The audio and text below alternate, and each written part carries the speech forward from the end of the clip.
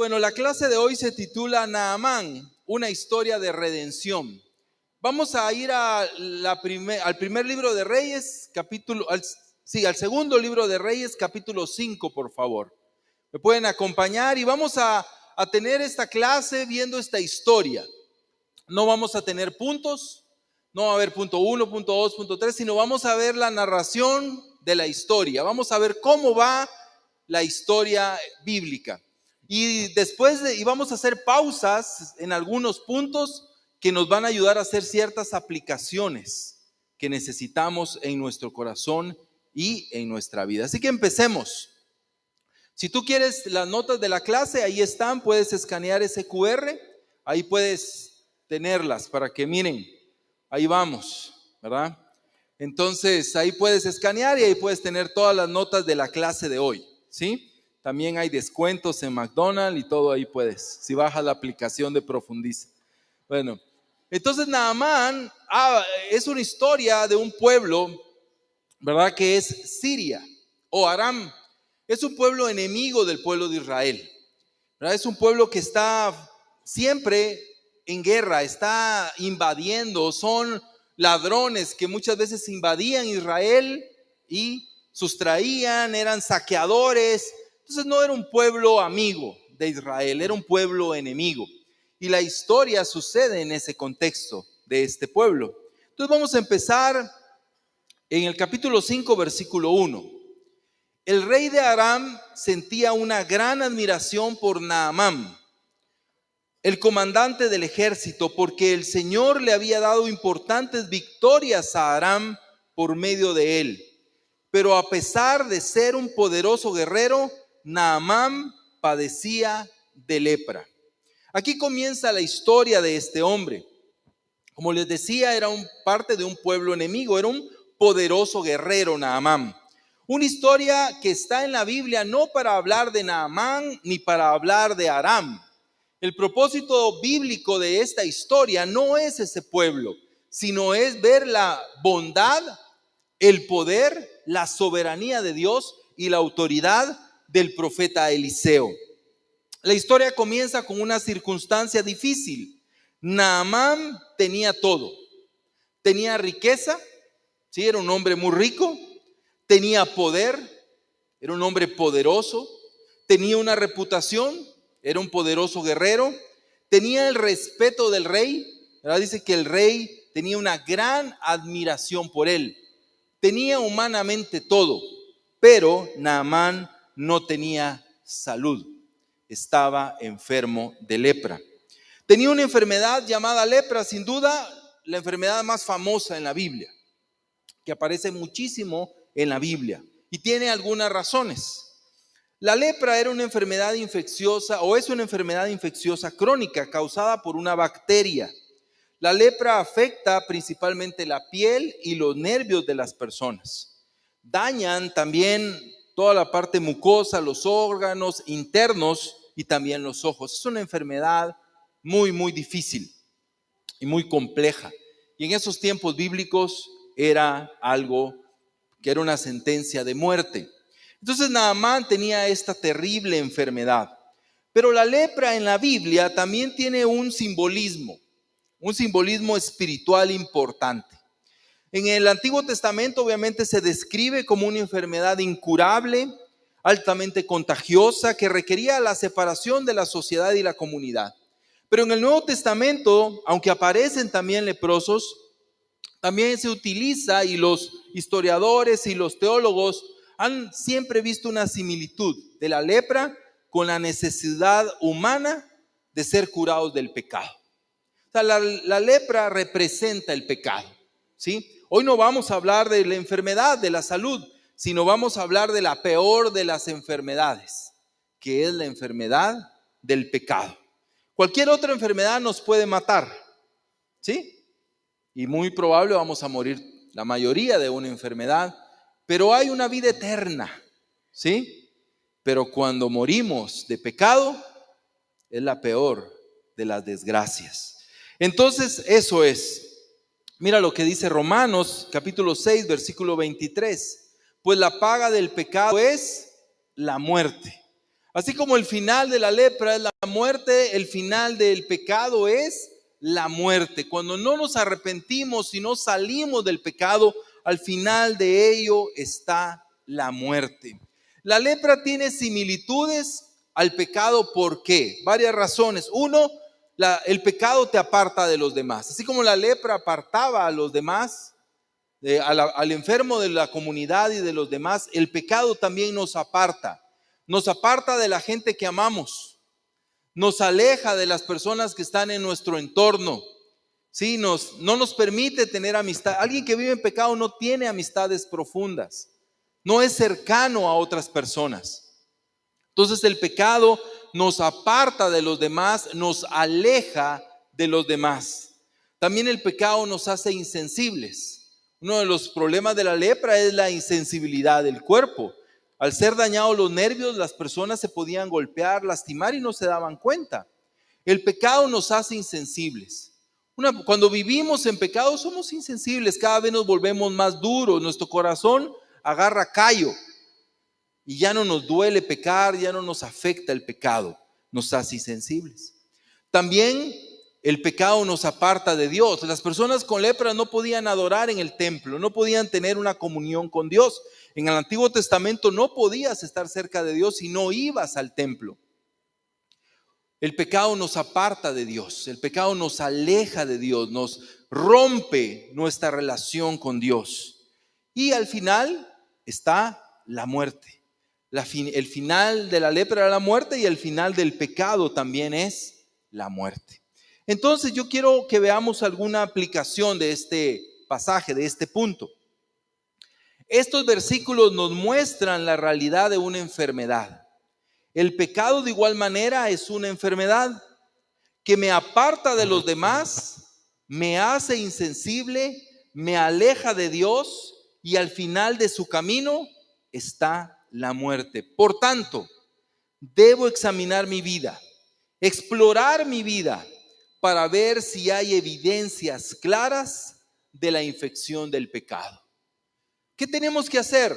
Revisarnos. Sí, revisarnos. Los chequeos para la salud son importantes, ¿sí o no? Porque puedes encontrar en una etapa temprana algo que puede ser fatal. El pecado es de la misma manera. Tenemos que tener la humildad de revisarnos, de examinarnos. También las personas en ese tiempo iban con los sacerdotes para que ellos los examinaran.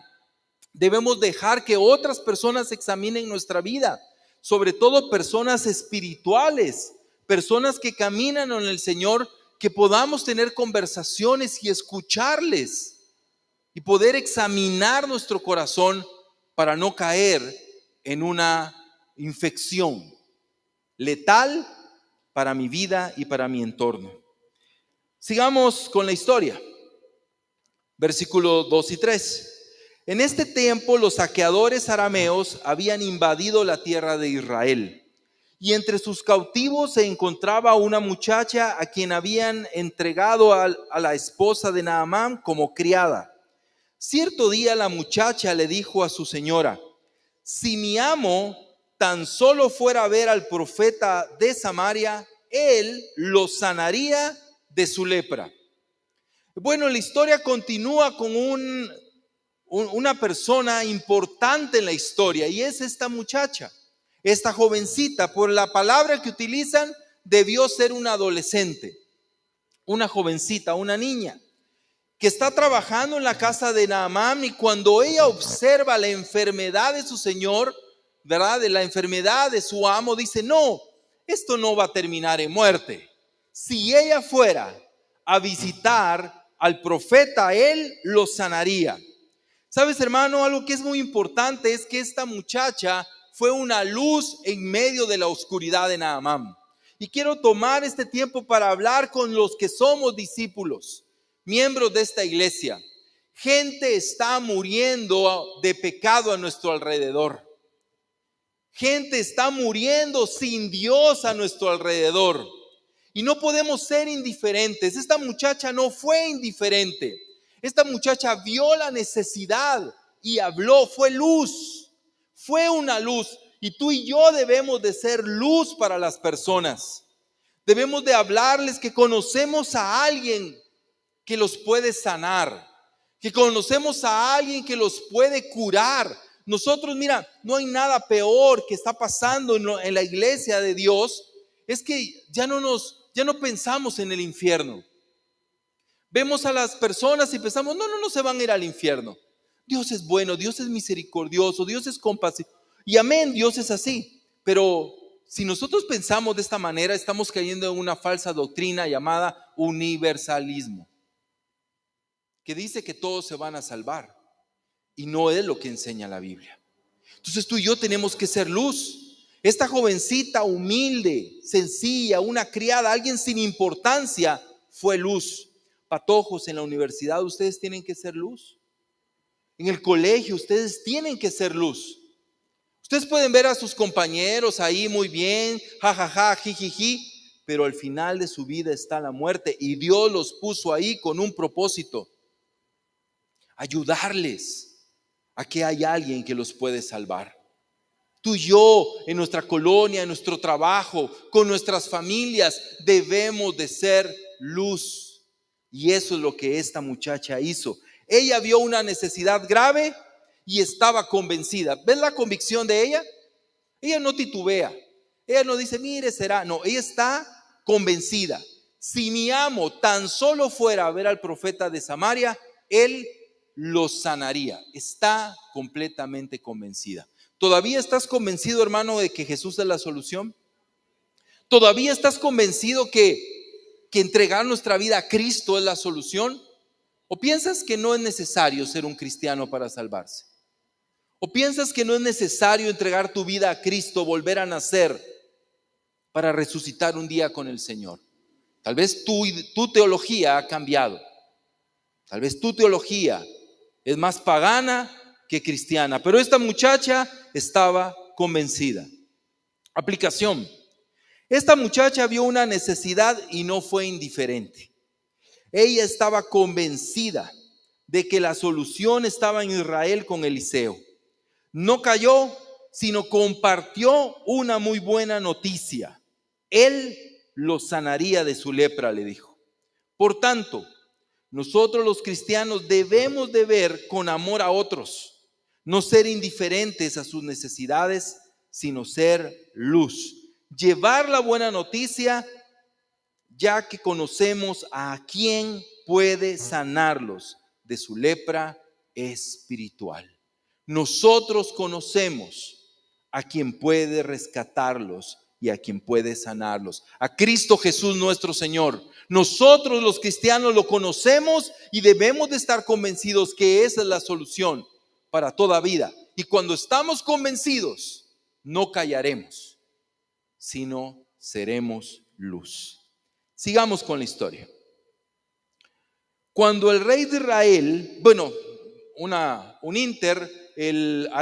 Naamán va a hablar con el rey le dice, bueno, ahí te voy a dar una carta, te voy a dar algunos bienes para que vayas allá a visitar al rey de Israel y que te lleven con el profeta. Entonces Naamán se va a Israel ahí con un séquito y llega a visitar. Lo primero que hace es ir con el rey de Israel, con el mero de Israel. Va con él a hablar y le cuenta la situación. Vengo acá a que me sanen. Vengo a Israel porque me dijeron que aquí está la solución para mi lepra. Y llevaba una carta.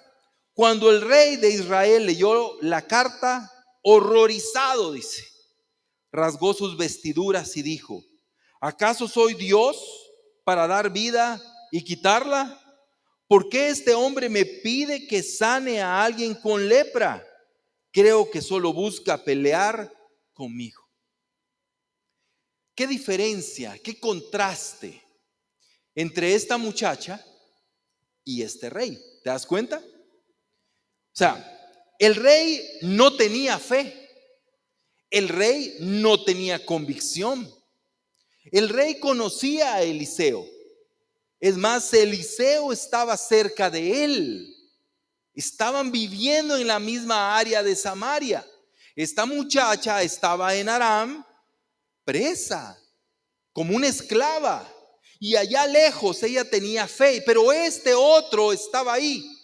y no tenía fe. ¿Sabes por qué, hermano? Porque su importancia, su conocimiento, su riqueza, su poder no le proveyó fe. No tenía fe. La lógica, hermanos, no siempre colabora con la fe. El ser humano es muchas veces terrenal y todo lo quiere ver y no tiene fe. No tiene una fe sencilla. Esta muchacha tenía una fe sencilla. Esta muchacha no tenía explicaciones, no tenía razonamientos, no tenía una lógica humana, ella solo tenía una convicción. Allá hay alguien que lo puede sanar y yo creo en eso. Pero este rey, en medio de tenía a su disposición sabios, escribas, sacerdotes, pero él no creía. No tenía fe. No tenía una fe sencilla como esta muchacha. Oh, cuando llegamos a la iglesia, cuando empezamos a conocer del Señor, era muy sencilla nuestra fe. Era muy sencillo. Era muy fácil todo. Con orar, con leer la Biblia, con pasar discipulado, con venir a la iglesia, se arreglaba la vida. Se arreglaba todo. Habían cambios, había transformación, porque teníamos una fe sencilla. Pero de pronto, con el tiempo, en lugar de ser personas de más fe, nos pensamos en ser personas más lógicas, más humanas, más terrenales, como el rey. Era el rey del pueblo de Dios y no tenía fe. No creía en el Señor. No creía en el poder de Dios. ¿Qué dice? ¿Acaso soy yo Dios? Se horroriza en lugar de ver una oportunidad de darle la gloria a Dios, vio todo de una manera desfavorable. Mira lo que Jesús dijo en Lucas 10:21. Jesús lo dijo de la siguiente manera. En esa misma ocasión Jesús se llenó de gozo del Espíritu Santo y dijo: oh Padre, Señor del cielo y de la tierra, gracias por esconder estas cosas de los que se creen sabios e inteligentes y por revelársela a los que son como niños. Sí, Padre, te agradó hacerlo de esa manera. Dios quiere una fe sencilla, hermanos. Dios quiere una fe simple, una fe humilde. Eso es lo que Dios quiere. ¿Cómo es tu fe hoy? ¿Como la de la muchacha o como la del rey? ¿Cómo es tu fe? ¿Tienes la misma fe cuando empezaste a caminar con el Señor? ¿Crees en Dios? ¿Crees en su iglesia? Yo cuando vine acá, yo creía en la iglesia y sigo creyendo en ella.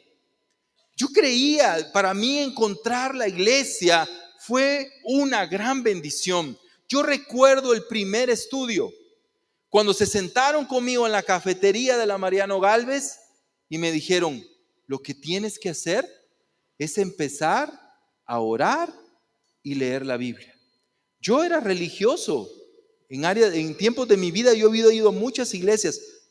Pero ¿sabes qué? Cuando a mí me dijeron eso, yo sentí que me habían dado el secreto de la vida. Yo estaba impresionado de algo tan simple, pero yo nunca lo había escuchado. De que yo tenía que tener una relación diaria con Dios.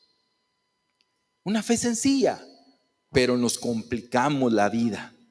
¿Sí? Pero sabes, hermano, si fuera un deporte olímpico, humillar a los que se creen sabios y exaltar a los humildes, Dios fuera medalla de oro siempre. ¿Sí? Porque a Él le encanta humillar a los que nos creemos sabios. Le fascina eso. Yo creo que lo disfruta con todo su corazón. Pero también disfruta más exaltar a los sencillos, exaltar a los humildes. Sigamos leyendo. Él va, Eliseo le dice, bueno, es lo que te decía acá, debemos de tener una fe sencilla, no complicarnos la vida. Eliseo escucha y dice, bueno, mándenme para acá al tal Naamán. que venga cerca de donde yo vivo. Entonces Eliseo no sale a recibirlo. Eliseo sabe por dónde, ¿no? ¿Por dónde? Entonces va alguien, su siervo, dice, y le manda a decir: ve y lávate 7 veces en el río Jordán. Entonces tu piel quedará restaurada y te sanarás de la lepra. Naamán se enojó mucho y se fue muy ofendido. Yo creía que el profeta iba a salir a recibirme, dijo. Esperaba que él moviera su mano sobre la lepra e invocara el nombre del Señor su Dios y me sanara y dijera Shabarharasan, algo así. Eso esperaba. ¿Acaso los ríos de Damasco, el Habaná y el Farfar no son mejores que cualquier río de Israel? Porque no puedo lavarme en uno de ellos y sanarme. Así que Naamán dio media vuelta y salió enfurecido. Mira, Naamán representa el orgullo humano. ¿Te das cuenta cuántos pronombres personales, cuánta conjugación en primera persona? Yo, recibirme, me, lavarme, sanarme. Maldito el yo, porque el yo me aleja de las bendiciones. Maldito el yo cuando pienso solo en mí, porque me aleja de las bendiciones. Maldito cuando mis argumentos están por encima de una fe sencilla y de instrucciones claras y simples. Y sale mi orgullo, mi arrogancia. Eso representa nada más el orgullo humano. No sé por qué a los humanos nos encanta el protagonismo. Nos encantan los reflectores. Le ofendió el orgullo que el profeta no saliera a recibirlo con pompa, aplausos. Él estaba ahí con pompas, perdón. Él estaba ahí con acostumbrado a las fanfarrias. Y no pasó. No sucedió. No. Estaba ofendido. Y sus instrucciones sencillas lo ofendieron más. Entonces, ¿qué pasó? Empezó a ver todo con desprecio y enojo. Sí, eso es lo que hizo. ¿Cómo yo me voy a bañar en este río Jordán? Y empezó a ver todo con desprecio. Hermanos, algunos de ustedes han dejado de ver con aprecio la iglesia. Han dejado de ver con aprecio la iglesia porque viven en el yo. ¿Y sabes qué pasa? No disfrutan las bendiciones de Dios. No disfrutan el compañerismo de otros hermanos. No disfrutan de la iglesia. Empezó a ver todo con desprecio, con enojo, con cólera. No le dieron su lugar. Él creía que él merecía. Hay evidencias claras del orgullo. Aquí vemos unas que el texto nos muestra. Número uno, el yo. ¿Sí? El yo. Es una evidencia del orgullo. ¿Quieres conocer a una persona orgullosa? Platica con él 1 hora. Y haz así un papelito cada vez que habla de él mismo. ¿Sí? Así con escuela. Con escuela pone un papelito aquí y cada vez que habla de yo hice tal cosa le pones una rayita. Y yo hice tal otra le pones otra rayita. Y así le das vuelta al papel porque seguramente no te va a alcanzar. Y le sigues del otro lado. Cuando nosotros solo hablamos de nosotros y el yo y lo que yo hago y lo que yo hice y aquí yo, es una evidencia del orgullo. Y eso no es lo que yo digo, lo dice el texto, pero revisa libros especializados en psicología y te van a decir eso. Una muestra de ese orgullo y narcisismo son las personas que solo hablan de sí mismos. Pero ahí no lo puse en la presentación. Otra de las razones o evidencias del orgullo es que un orgulloso no escucha. Y Naamán no escuchó, que era tan fácil lo que tenía que hacer. Él no escuchó. Una persona orgullosa no escucha, aunque esté callada, pero no escucha. porque en su mente está respondiendo y no está escuchando. Siguiente, otra evidencia del orgullo es que queremos que nos den un lugar importante, que nos vean con importancia, creemos merecer la atención de otros y nos ofende y enoja que las cosas no se hagan a nuestra manera. ¿Sí? Nos ofenden y está el lío perpetuo. Hay que trapear con el trapeador seco o con el trapeador mojado. ¿Sí?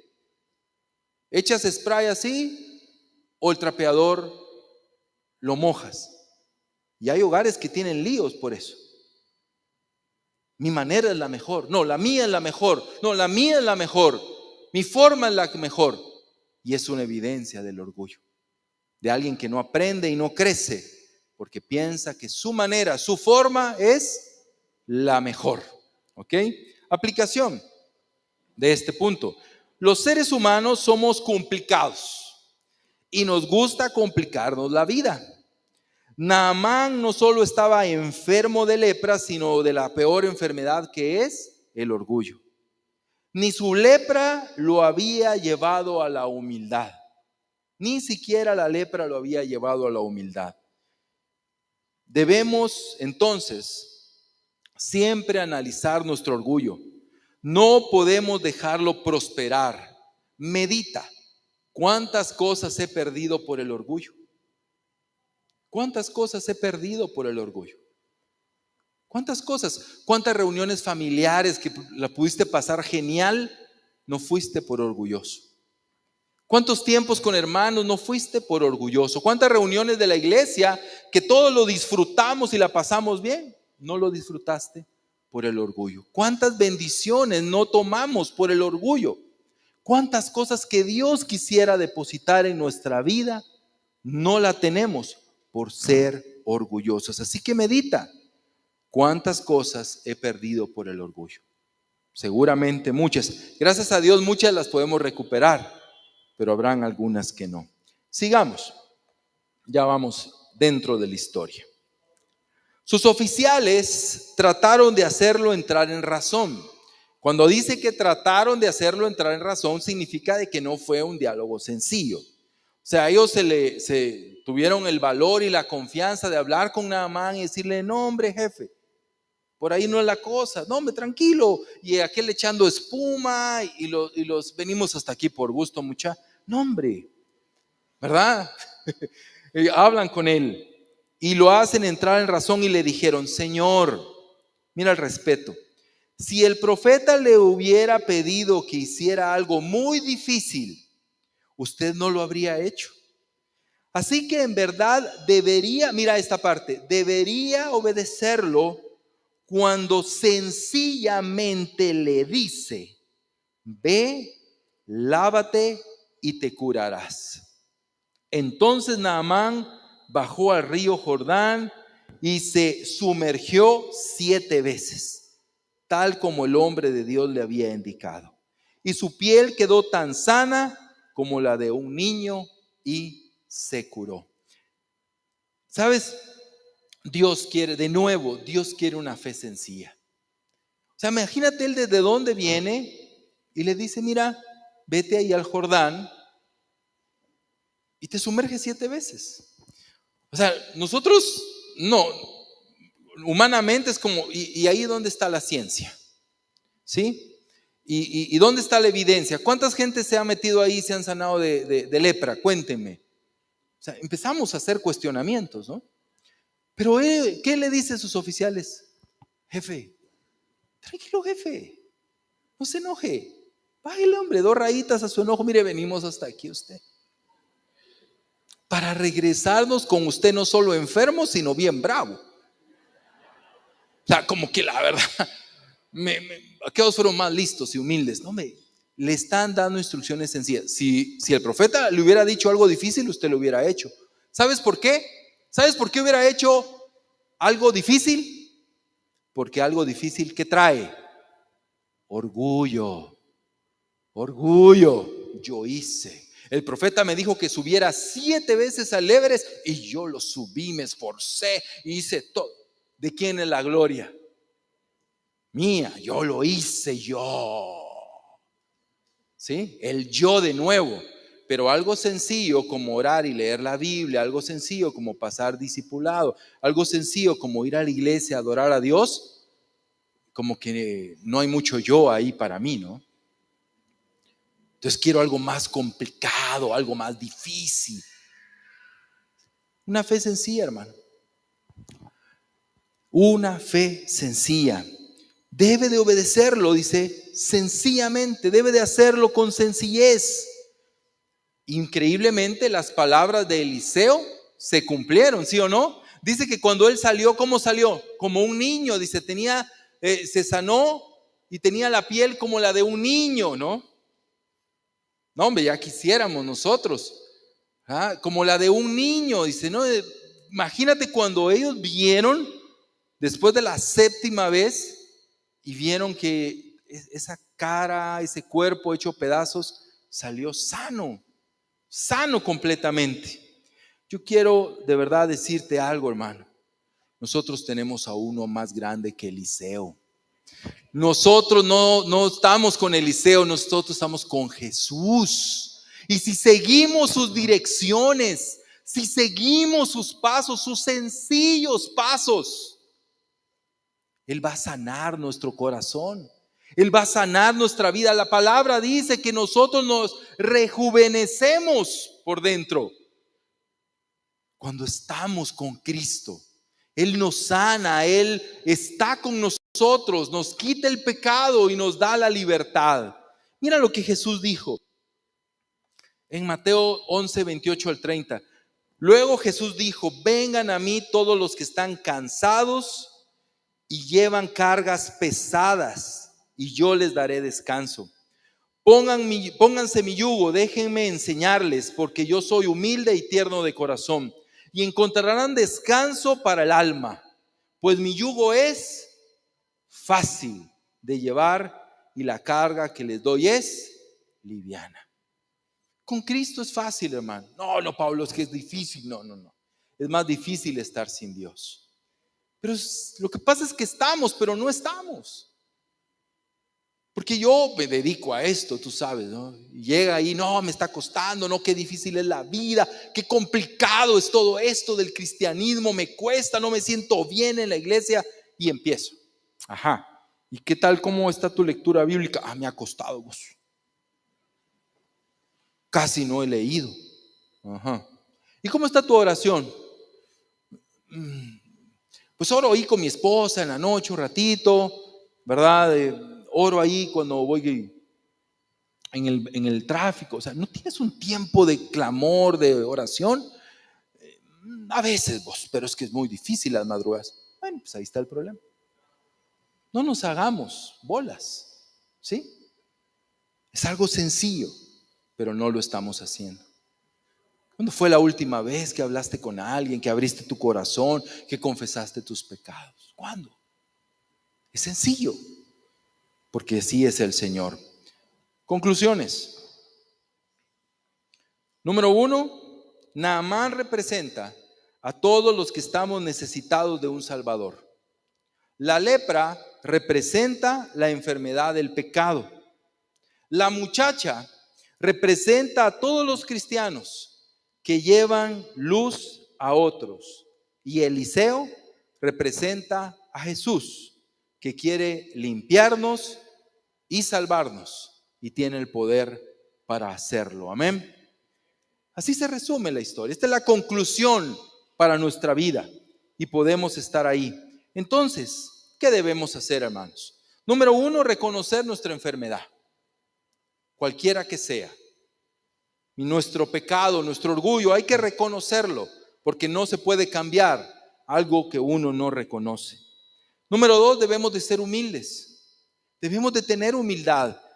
La historia nos enseña que el orgullo no es la salida, no es el camino. Debemos de ser humildes. Número 3, debemos de ser luz para otros. Debemos de iluminar la vida de otros. Número 4, debemos de tener una fe sencilla en Jesús. No una fe complicada, sino una fe sencilla. Número 5, debemos de obedecerlo. Esa es la clave para nosotros. Eso es lo que tú y yo necesitamos hacer. ¿Cómo termina la historia? Mira, versículo 15. Después Naamán y todo su grupo regresaron a buscar al hombre de Dios. Se pararon ante él y Naamán le dijo: ahora sé que no hay Dios en todo el mundo, excepto en Israel. Número 2, versículo 17. A partir de ahora, nunca más presentaré ofrendas quemadas o sacrificios a ningún otro Dios que no sea el Señor. ¿Cuál fue la respuesta de Naamán?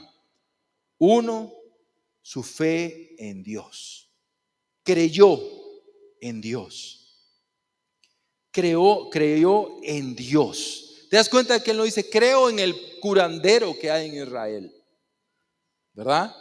Creo en el chamán que hay aquí a la orilla del Jordán. No, creo en Dios. No hay otro Dios. ¿Sabes por qué sabía él eso? Porque él ya había clamado a otros dioses y esos dioses no lo habían salvado. Solo hay un Dios. Número 2, deja la idolatría. Dice: yo nunca más voy a ofrecer ofrendas a alguien que no sea el Señor. Yo no voy a vivir en idolatría. Voy a servir solo a Dios. Y ese es el resultado de una vida transformada, de una vida de rendición. Ese es el resultado.